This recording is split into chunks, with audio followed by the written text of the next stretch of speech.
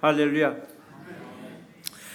어느 분이 글을 읽다 보니까 그런 말을 썼더라고요. 성경은 밥이다. 성경은 밥이다.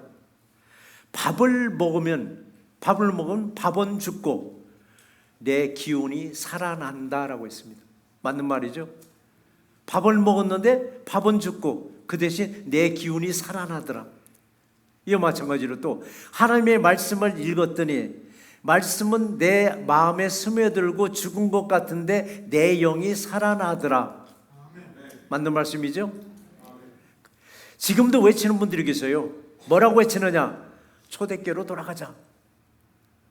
청기도 정신으로 돌아가자라고 막 외치는데, 돌아가자는 게 뭐냐면 옛날에 그 뜨겁게 드렸던 예배로 한번 회복해 보자는 그 말씀인데요. 이렇게 우리는 구호만 외칠 것이 아니라 내 삶이 예배요, 내 삶이 기도요, 내 삶이 전도요, 내 삶이 사랑이 나온다면요, 굳이 그렇게 구호를 외치지 아니하더라도 자연스럽게 예배가 회복되고, 예배가 회복되다 보니까 자연스럽게 우리는 기도하는 삶이요, 전도하는 삶이요, 예수의 사랑을 나누는 삶으로 바뀌게 되어 있습니다. 우리는 예배를 회복하려면 제일 먼저 뭐가 필요하냐? 하나님의 말씀을 먹으라고 했습니다. 하나님의 말씀을 먹을 때 저와 여러분의 삶이 변화되고, 여러분의 삶이 어떻게 변화되는가? 예수의 사랑으로 풍성하게 나오는 귀한 역사가 우리 모두에게 임하기를 주의 이름으로 축원합니다. 하나님 우리에게 주신 말씀이 두 가지인데, 첫 번째 말씀은 나는 여호와 너희 하나님이라고 했습니다. 누구의 하나님? 너희 하나님, 우리 하나님을 이제 말하고 오겠습니다. 자, 어느 교회든 많은 예배가 있습니다. 많은 예배를 하나님께 영광 돌립니다. 그런데 이 많은 예배를 왜 이렇게 많이 드리는가? 왜 예배를 드리는가? 하나님 예배하는 이유가 뭐냐고요? 왜 하나님께 예배하며 하나님께 왜 경배하느냐고요? 예배학을 전공하신 그 교수님이 이렇게 말씀하시더라고요. 타락한 인간이 하나님 앞에서 죄사함을 받고 구원을 받을 수 있는 유일한 기회가 바로 예배라고 정의하셨습니다. 타락한 인간이 하나님 앞에서 죄사함 받고 구원받을 수 있는 유일한 길이 바로 예배라고 말씀하셨습니다. 그럴지라도 다른 종교들처럼 우리 기독교도 1년에 몇 번만 가면 얼마나 좋겠어요? 아니면 일주일 중에서 내가 편리한 날 어느 날 하루 가서 예배 드리면 얼마나 좋겠느냐고요? 어째서 일주일 중에서도 공휴일인 주일에 이른 아침도 아니고 저녁 때도 아니고 한가운데 시간에 이렇게 예배 드리게 하느냐고요. 이 한가운데 시간에 가장 많은 예배자들이 예배를 드리고 있어요. 세상은 하루가 멀다고 바뀌고 있는데, 변화되고 있는데, 교회도 세상 따라서 변화가 되면 얼마나 좋을까? 교회도 세상에 따라서 변화되기를 원하는 사람 누군가 있더니 내 편리함 때문에 편리한 시간대 예배 드렸으면 좋겠다는 얘기인데, 과연 교회도 세상에 따라서 변화되기를 원하는가? 대답은 절대 아니잖아요. 절대 아닌 거예요. 왜냐하면요, 예배가 형식 같아도요, 이 형식이 무너지면은 중심도 와르르 무너지게 돼 있습니다. 형식이 무너지면 중심도 무너져요. 그렇다면 많은 예배를 통해서 무엇을 얻고자 드리는가? 예배를? 내가 예배를 통해서 무엇을 얻고자 예배 드린다면 올바른 예배 자세는 아닙니다. 그냥 감사해서 예배 드렸을 때 주님은 우리 감사한 마음을 보시고 내가 미처 구하지 않은 것까지도 다 챙겨주시는 게 우리 예배자들의 축복이기도 하고 은혜이기도 합니다. 우리가 무엇을 얻고자 교회에서 예배 드린다면요, 바른 예배자가 아니에요. 이 시간 내 시간도 내 마음도 그리고 정성도 내가 드렸으니까 주님도 내게 뭐를 주셔지겠잖아요. 보상적인 차원의 예배자가 아니고 그저 내 삶이 감사해서 예배 드릴 때 그 예배를 받아주셨고, 예배를 받은 후에 뭐를 주시냐? 은혜로 듬뿍 채워주는 놀라운 역사가 이 시간에 주실 줄 믿습니다. 하나님은 누구의 하나님? 너의 하나님, 우리의 하나님에게 무엇을 원하고 예배 드린다면 나도 모르게 품앗이 개념으로 예배를 드립니다. 내가 하나님께 요만큼 드렸으니까 하나님도 요만큼 주셔야 되겠다는 품앗이 개념으로 예배 드리는 거예요. 예배 드리는 거예요. 예배도 그래요. 예배도 우리가 매일같이 예배 드리는 것은 내 삶이 너무 기쁘고 내 삶이 너무 크고 감사해서 하나님께 나를 드리는 예배, 나를 드리는 예배입니다. 나를 드리는 예배, 무엇을 드리는 예배가 아니라 나를 드리는 예배. 그럼에도 우리는 예배 드리면서 무슨 복 받겠다는 조건으로 예배를 드린다면은 이건 하나님의 흥정의 대상이 됩니다. 우리는 하나님의 흥정의 대상이 아닙니다.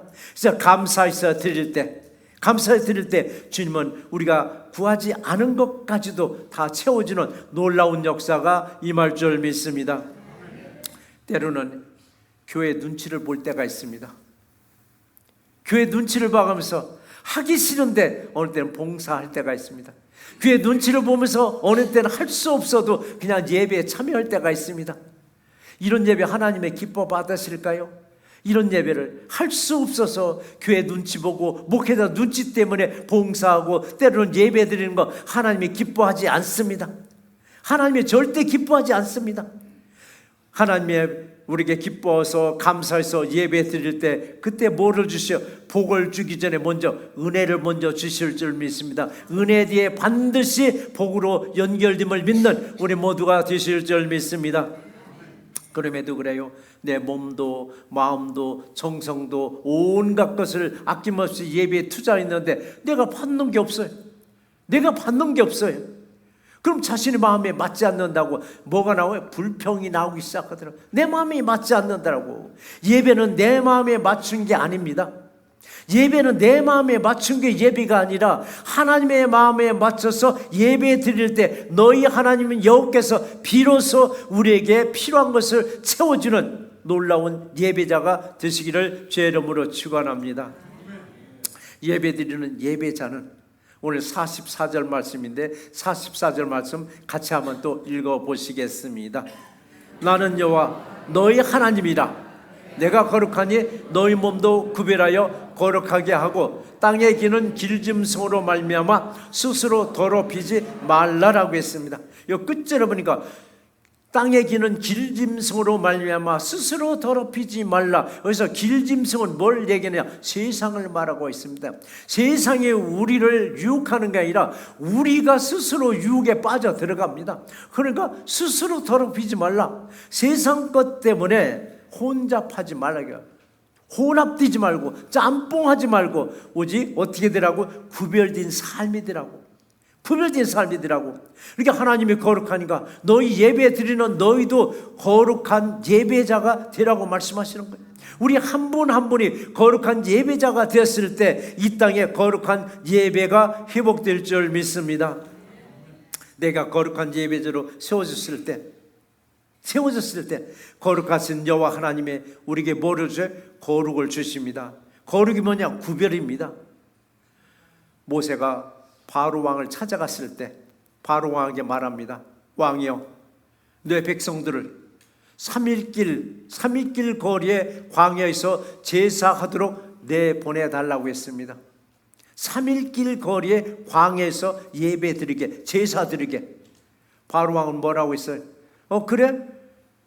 제사 드려. 그러나 멀리 가지 말고 여기서 드려. 이 땅에서 드리라고 했더라고. 이 땅에서. 근데 바로는 아닙니다. 우리는 3일 거리에 광야에서 예배 드려야 됩니다. 바로는 아니다. 이 땅에서 드리라. 바로 구별과 거룩이 뭐냐고 해. 3일이더라고요. 그리고 광야더라고요. 구별된 곳에서 예배 드리라고 말씀하셨습니다. 거룩하신 하나님의 임재 앞에서 어떻게 예배 드려야 하는가? 우리가 예배 안으로 들어가야 됩니다.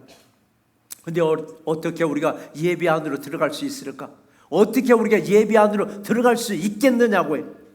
몸도 마음도 하나가 되었을 때, 하나가 되어서 예배 드릴 때 나는 여호와 너희 하나님께서 너희와 함께 하시라면서 우리 예배와 함께 하실 때 나도 모르게 나는 예배 안으로 들어가고 나는 예배 안에서 주님과 동행하는 참된 예배자로 하나님께서 축복 내려 주실 줄 믿습니다. 그래서 예배는 감사해서 드립니다. 예배는 기뻐해서 드립니다. 그러니까 예배가 저와 여러분의 삶이 됩니다. 그래야 예배를 통해서 내 삶 전체를 여러분 드릴 수가 있습니다. 내 삶 일부분을 드리다 보니까, 한 부분을 드리다 보니까 가장 좋은 것은 내가 챙기고 남은 것을 하나님께 드리려고 하더라고요. 남은 것을 하나님께 드리려고요. 사무엘상 15장에서 보시면은 사무엘 선지자가 사울 왕에게 말합니다. 아말렉과 가서 싸우라고. 아말렉과 가서 싸우라고. 싸워서 이기고 받은 그 전리품, 뺏은 전리품 중에서 가축들은 남김없이 다 죽이라고 했습니다. 남김없이 싹 죽이라고 했습니다. 정말 싸우러 가서 이겼습니다. 이기고 다 죽이려고, 가축들을 죽이려고 보니까 아까운 생각이 들었습니다. 아까운 생각에. 그래서 가장 좋은 걸로는 죽이지 않고 다 데리고 왔습니다. 그리고 못난 짐승들만 싹 죽였습니다. 약속을 지켰나요? 안 지켰나요? 약속을 안 지켰습니다. 여기서 하나님이 뭐라고 얘기했냐면, 내가 사울을 왕으로 세운 것을 후회한다고 말씀하셨습니다. 왜 후회? 하나님의 말씀을 어겨버렸습니다. 분명히 사무엘 선지자를 통해서 말씀을 주었습니다. 다 죽이라고 했습니다. 싹 죽이라고 했는데 가장 좋은 것만 자기 걸로 챙겼습니다. 하나님이 진노하셔서 내가 왕을 세운 걸 후회하노라고 말씀하셨습니다. 저와 여러분의 삶에서도 가장 귀한, 가장 시간도 아낌없이 예배자로 세워졌을 때 하나님 그 예배자에게 은혜와 축복을 마음껏 부어주실 줄 믿습니다. 왜 우리는 예배를 드려야 되는가? 왜 우리는 예배를 드려야 되는가? 예배를 통해서 은혜 받을 때 우리는 복 받는 자가 됩니다. 우리 복 받은 사람들은요, 은혜로 복 받은 사람은 어떤 땅에 가서 살으라고 해도요, 그 땅이 황무지와 같은데 복 받은 사람이 살게 되면 그 황무지가 축복된 환경으로 바꿔주십니다. 이게 바로 복 받은 사람들입니다. 대한민국에서는 어디다가 복을 준다고 했습니까? 땅에다가 복을 줍니다. 그래서 살아서는 집터를 구하러 다니고 죽어서는 무덤터를 구하러 다니는 게 왜 그러냐? 땅에다 복을 준 걸로 생각합니다. 그러나 하나님은 우리에게 어디다 줬어요? 땅에다 준 것이나 저와 여러분들에게 복을 주셨습니다.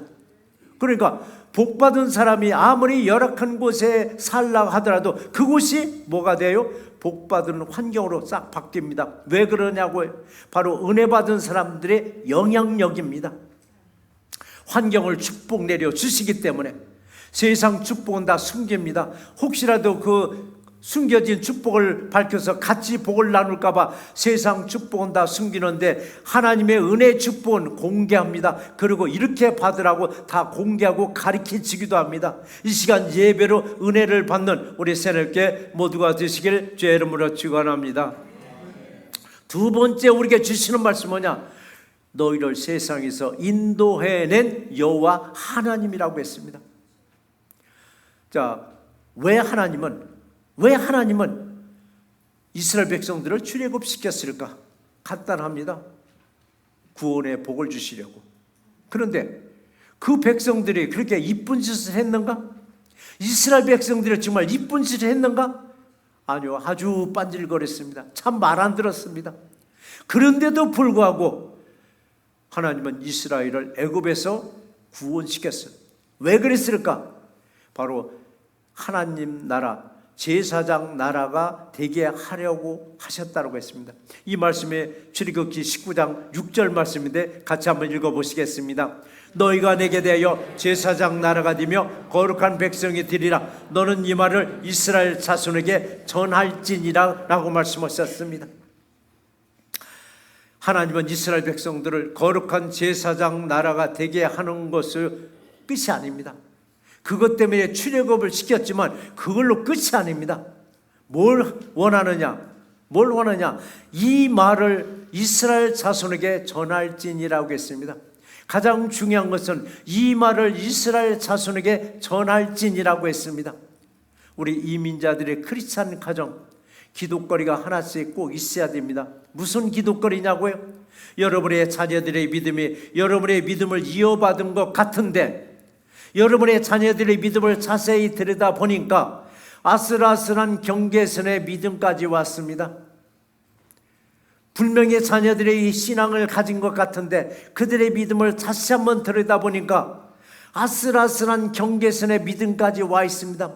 여기서 자칫하면 세상으로 갈 수도 있고 자칫하면 결국 믿음 안으로 유지할 수가 있습니다. 바로 우리들에게는 경계선에 있는 믿음의 자녀들에게 다시 한번 어떤 경우든 하나님의 말씀에 그 자녀들이 들 수 있도록 늘 기도하는 우리 모두가 되시기를 주의 이름으로 축원합니다. 하나님은 이스라엘 백성들, 출애굽한 이스라엘 백성들에게 어떻게 접근했을까? 어느 날 갑작스럽게 430년간 노예 생활한 애굽에서 탈출시켜서 바로 가나안 땅까지 순간 이동하듯 이동시켰을까? 그게 아니잖아요. 이스라엘 백성들 하나님과 점점점 멀어져 갔습니다. 하나님과 시선에서 멀어져 가고 있을 때 하나님의 그들에게 진노하셨습니다. 그들에게 고난을 주셨습니다.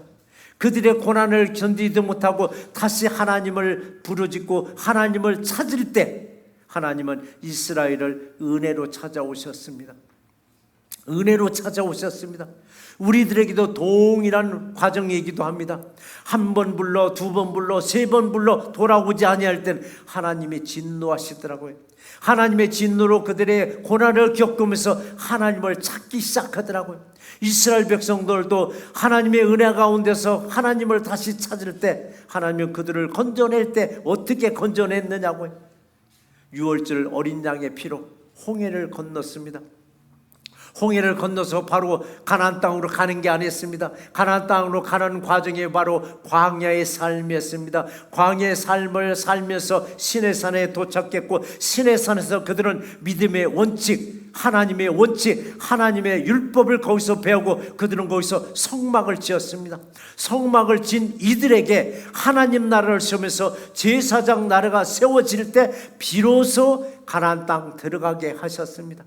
어쩌면 우리들의 인생의 여정 같기도 합니다. 우리들의 인생의 여정, 고난길 같지만서도 고달픈 인생의 여정이었지만 은혜가 있었으니까 모든 것이 감사요, 모든 것이 은혜로라고 우리는 고백할 수가 있습니다. 오늘날 현대교회 얼마나 많은 공적 예배가 많으냐고. 그 공적 예배를 다 참여하고 싶어도 어느 분은 시간이 안 되고 어느 분은 건강이 안 되고, 그러나 마음은 원이로다 했을 때, 그래도 마음은 원이로다 했을 때 성령님이 아쉬움에 안다, 너는 네 마음은 안다 거꾸로 우울해질 줄 믿습니다. 밤 운전하기 힘든 어느 장로님이 저한테 그 말씀을 하시더라고요. 자율주행 자동차가 조지아에서 상용화 되면 난 제일 먼저 사겠다고.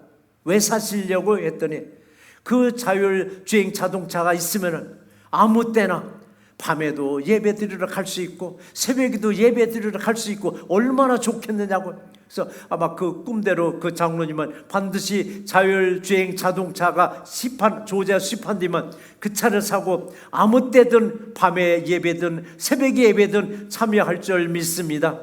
그래서 하나님은 뭘 보신다고요? 우리들의 중심을 보시더라고요.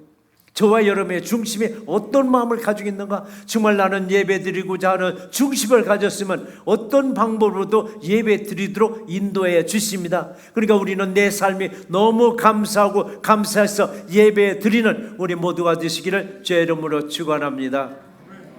이처럼 하나님으로부터 받은 은혜가 너무 크고 많아서 그저 감사하고 감사해서 예배 드린다면은 하나님이 찾는 예배자입니다.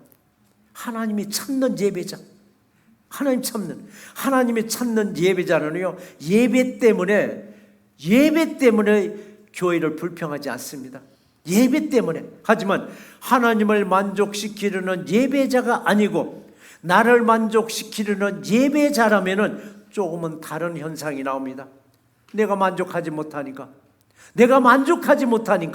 불평이 나오더라고. 무슨 불평? 나와 코드가 맞지 않는다고 불평하더라고. 한번 생각해 보세요. 무슨 생각? 아마 여러분들도 나와 코드가 맞지 않는다고 불평한 일이 있었는가 없었는가? 그러나 우리는 믿음의 과정, 광야를 통해서 교회에서 믿음의 원칙과 하나님의 법을 배워 나갔습니다. 하나님이 언제까지나 나에게 코드를 맞춰 주겠느냐고요. 처음 은혜 생활할 때는 분명히 하나님이 내게 코드를 맞춰 줬지만은 이제부터는 내가 하나님께 코드를 맞춰 줘야만 합니다. 제사장이 언제까지나 불평하고 원망하시겠느냐고요. 무슨 원망, 무슨 불평 하나 했더니 찬송이 어떻고 성가대가 어떻고 찬양팀이 어떻고 기도가 어떻고 말씀이 어떻고 마지막에 가서는 친교까지도 얘기하더라고요. 그래서 음식이 부실해서 말씀하시는가 했더니 이 어려운 시기에 왜 이렇게 음식이 많이 나오느냐고. 그럼 먹지 말아야 되는데 더 많이 드시더라고요. 여러분, 제가 늘 말씀드려요. 친교는요 제2의 부흥이라고 저는 주장합니다. 친교가 제2의 부흥이라고. 교회가 부흥될 때는요 어떤 현상이 있는 줄 아세요? 사랑이 정말 넘칩니다. 사랑이 정말 넘칩니다. 부흥될 때는 교회가 부흥이 딱 스탑되죠. 사랑이 메멀러 갑니다. 사랑이 메멀러 가고 나 자신도 메멀러 가다 보니까 사람들 관계에서도 성도들 간의 수준이 맞네 안 맞네 또 수준 타령하더라고요. 저는 성도들과 수준이 타령하는 거 보면요 아이고 어쩌나 예수님은 우리하고 수준이 맞나요? 예수님은 도대체 우리하고 수준이 맞아서 우리하고 동행하시고 우리의 친구가 되어주시느냐고요. 그런데도 불구하고 우리가 수준 타령한다 보면 어때는 아찔할 때가 있습니다. 예수를 어떻게 알고 있을까? 예수도 차별을 뒀던가? 예수는 차별을 두지 않았습니다. 우리는 어느 누구와도 교제할 수 있는 성숙된 예배자가 되시기를 주의 이름으로 축원합니다. 교제도 그래요. 친절한 말 한마디가 그 사람의 영혼에 아름다운 형상을 딱 심어놓습니다. 누구의 형상? 내게 친절하게 했던 사람, 그 형상이 마음에 딱 박힙니다. 그런데 처음 만났는데 벌써 비난하고 지적질하는 그 사람은요, 그 사람 상대방의 영혼을 갈기갈기 찢어놓으면서 거기다도 딱 형상을 심어놔요. 저 사람은 보기만 하면 씹는 사람이라고, 보기만 하면 지적질하는 사람이라고. 여러분, 지적자라고 비난 잘하는 사람의 성격이 어떤 성격인지를 아셔야 돼요. 열등감에서 벗어나지 못한 사람들이, 열등감에 사로잡혀서 그걸 벗어나지 못한 사람이 자신의 열등감을 감춰보려고 자신 상대방의 잘하고 있는 것도 흠집을 내서 말하기 시작하더라고요. 열등감이 사로잡힌 사람들 앞에서 누군가를 칭찬하면 어떤 현상에 뭐 그 사람 잘하느냐고 끄집어 내리더라고요. 그런데 열등감은 자존심하고 같이 나갑니다. 열등감과 자존심의 반대말은 자존감입니다. 자존감이 높인 사람들은 상대방의 꼭 잘못한 걸 들여다보다가도 아이고 나는 저보다 더 잘못하는데, 나는 저보다 더 잘못하는데 하면서 그 사람을 오히려 축혀 세워지더라고. 나는 저 사람보다 더 잘못한다고 나를 탓하더라고. 누군가를 잘했다고 박수 쳐주면 같이 박수를 쳐주는 거예요. 우리는 자존심이 아니라 열등감이 아니라 우리는 자존감을 높여서 거룩한 제사장으로 누구를 비난하는 것이 아니라 누구를 나쁘다고 하는 것이 아니라 아무개든 칭찬해주고 누구든 자랑해줄 때 저와 여러분도 모르게 나는 거룩한 사람이요, 나는 누구요?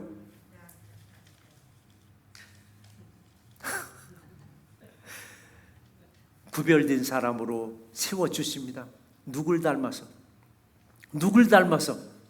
오늘 45절 말씀 같이 한번 읽어보시겠습니다. 나는 너희 하나님이 되려고 너희를 애굽 땅에서 인도하여 낸 여호와라. 내가 거룩하니 너희도 거룩할지어다라고 말씀하셨습니다.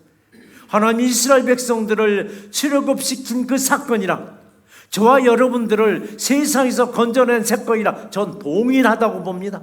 세상에서 저와 여러분을 건져주었음에 너무 감사하고 감사해서 감사의 표시로 우리는 예배 드리는 겁니다. 너무 감사해서 우리 예배 드리는 겁니다. 이런 마음으로 예배를 드렸더니 신명기 25장 15절에서 이 말씀을 하십니다. 원하건대 주의 거룩한 처소 하늘에서 보시고 주의 백성 이스라엘에게 복을 주소서라고 했습니다. 어디서 보고? 하늘에서 보시고. 지금 모세가 모압 평지에서 이스라엘 백성들이 지금 거룩한 제사장 나라로 다 세워졌을 때 하늘에 계신 하나님께 기도하는 겁니다. 원하건대 주의 거룩한 저수 하늘에서 보시고 주의 백성 이스라엘에게 복을 내려 달라고 구했습니다. 오늘 시간에 우리들의 그 모든 기도, 우리들이 감사해서 드리는 이 예배의 순간순간을 하늘에서 바라보시고 거룩하게 은혜로 내려주는 놀라운 역사가 우리의 모두에게 임하기를 주의 이름으로 축원합니다. 말씀을 한번 정리해 보겠습니다. 어느 목사님이 말씀하시기를 밥을 먹으면 밥은 죽으나 기운이 산다라고 했습니다. 성경도 밥이다라고 했습니다. 성경 말씀을 먹으면은 말씀은 내 속에 스며 들어가 죽은 것 같으나 내 영이 살아난다고 하셨습니다. 말씀으로 내 영이 살아날 때 예배가 회복되고 기도가 살아나고 예수님의 사랑이 나옵니다. 예배 드림은 복받기 위한 조건부가 아니고 구원의 예수님 때문에 감사해서 예배 드리면 예배를 통해서 복보다 먼저 은혜를 내려주십니다.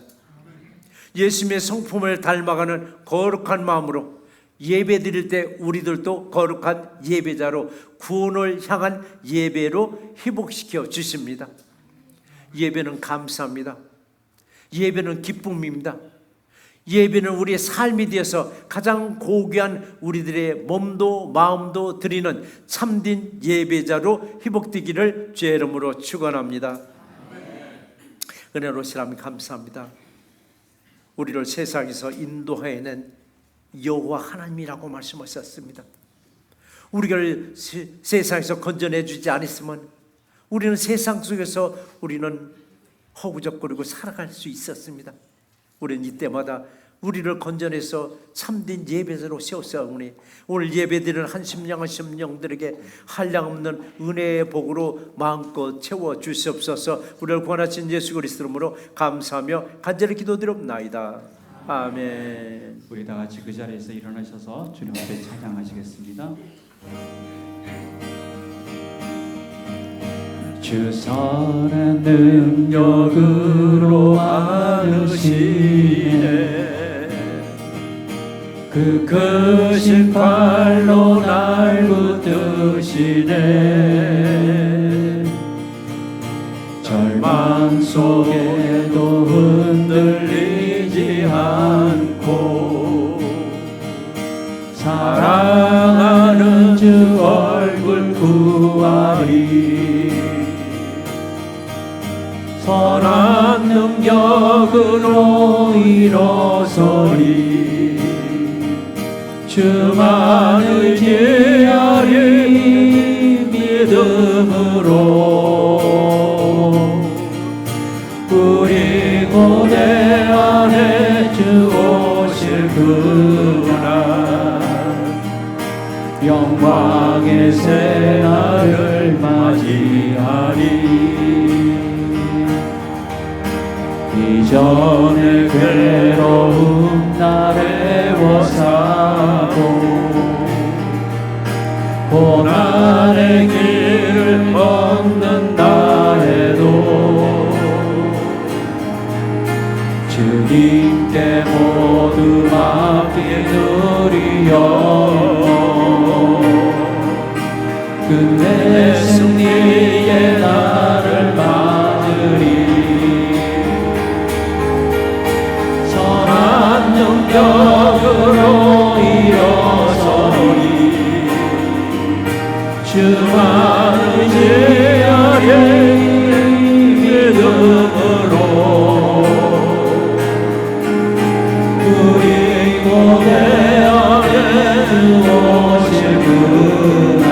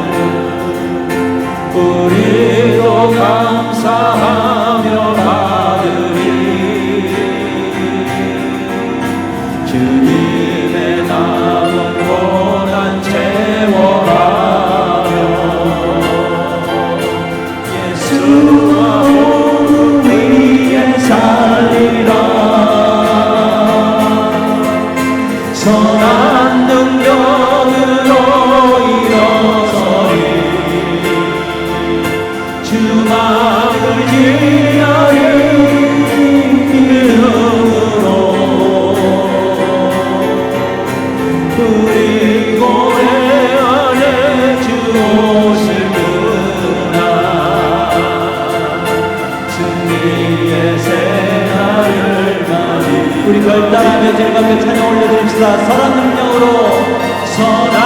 능력으로 일어서리 주만을 위하여 믿음으로 우리 모래 안에 주 오실구나. 승리의 새하늘 나비하리 승리의 새하늘 나비하리 승리의 새